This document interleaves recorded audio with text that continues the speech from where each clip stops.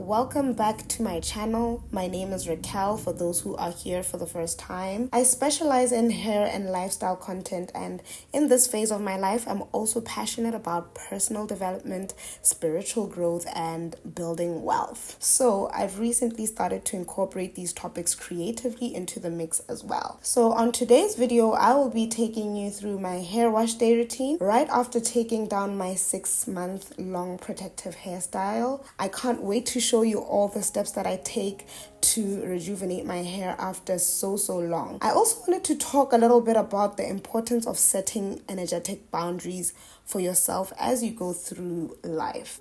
So this time around, I felt like I needed to do a hot oil treatment. So let me just show you the oils I'm using today. I'm using clove oil, which is very great for deep conditioning. It enhances moisture retention, making the hair less prone to breakage in the long run. This is MPL oil. So MP oil strengthens the hair and it promotes hair growth due to its beneficial ingredients like castor oil, coconut oil, and peppermint oil.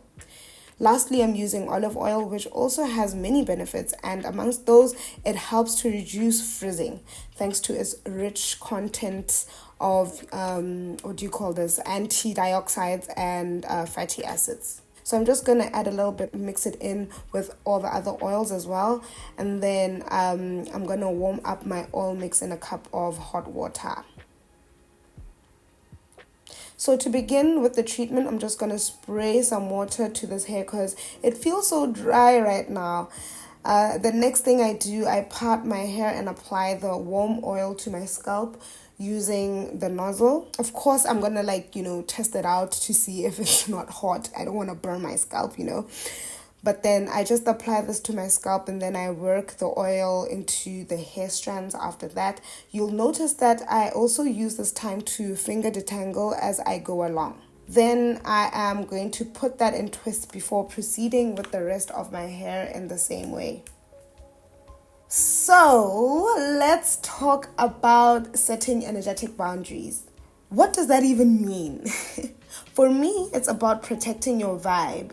It's about protecting your spirit and your overall well-being from anything or anyone that drains you. And trust me, it's easier said than done.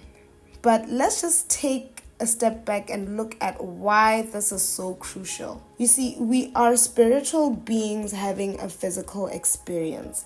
This means that while we navigate our daily lives in this physical world, Earth, our true essence is actually spiritual. Now, the spiritual realms are directly connected to our energy, our thoughts, our emotions. These are all interconnected and are very powerful, although they're very often overlooked. I wrote more about this topic in my book, Awaken to Your Truth, and I've linked it in the description below in case you're interested in reading more about this. Basically, we co-create our life experiences from our inner state of being, which is why it's so important to be aware of your thoughts, your emotions, and actions all the time, because it's essentially what creates your reality. When you become conscious and aware of your inner state of being, guys, you kind of influence your life's trajectory and you can create a life that truly resonates with the divine version of yourself, instead of just letting life carry you on into experiences that you would otherwise not prefer. So what exactly are energetic boundaries? I like to think of them as invisible lines that protect your energy, just like physical boundaries that protect your space, like your house. Energetic boundaries protect your spirit. They help you stay grounded and centered so that you can live and create from a place of balance and positivity. So how can you start becoming more aware of the energies around you or the ones you're entertaining? Think about the different situations, people, media, or even the news, how they make you feel. Do they uplift you? Do they energize you and make you feel good? Or do they leave you feeling drained, anxious, low, stressed? That's where I'd suggest you'd start. Okay, I'm just gonna interject and like just talk about this here. So guys, this thing is a hooded dryer. I like using this as part of my hot oil treatment because it just helps to heat up my whole entire head and scalp, and it just helps me with the oils to deeply penetrate the strands of my hair. I use the plastic bag to trap in the moisture and the heat that is created by the hood. Okay, back to the topic. The thing is, well-being, guys, just being okay, being good, happiness. Well-being is our natural state of being. It's our birthright. And if something makes you feel any other way, it's a sign to reconsider its place in your life. And if something feels off, it probably is.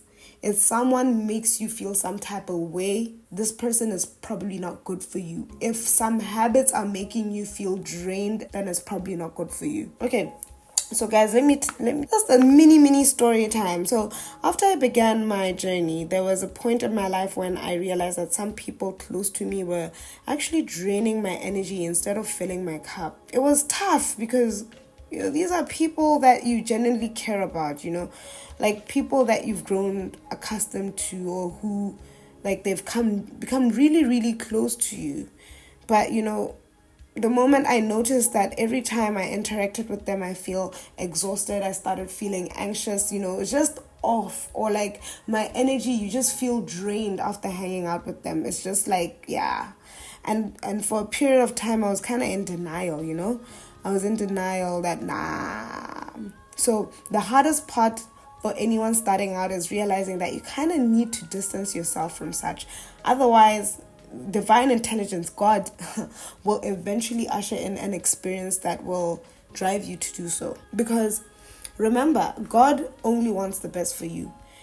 And God will support you in becoming the best version of yourself. And even if that means cutting off some people, things, and destructive habits out of your life.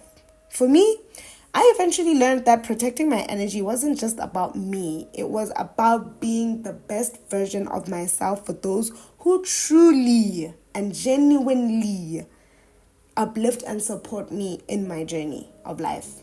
You see, being aware of your thoughts, emotions, and actions is key. When you notice negative patterns or draining interactions with people, or watching something that makes you feel some type of way, it's a sign to set those boundaries.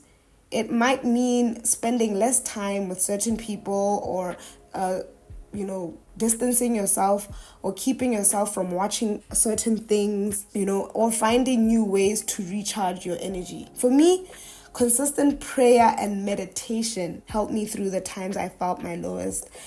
As I began to start detaching from what I had been so accustomed to, the people, situations, habits, sometimes it just it's hard. Like, I don't even want to lie, especially when you're starting out. Like, it's a hard pill to swallow. So for me, praying and meditating really, really did help me go through a lot.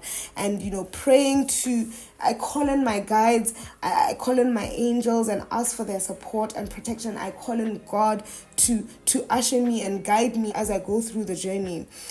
Meditation has helped me to center myself. It always helps me to center myself and to gain clarity, to like kind of put away, to take a break from thoughts, because thoughts can like turn into like loops, and then you end up just spiraling down into thoughts that don't even help, that benefit you see. So when you meditate, you kind of like pause, you take a pause on the mundane life, and because when you're awake, inevitably you just think.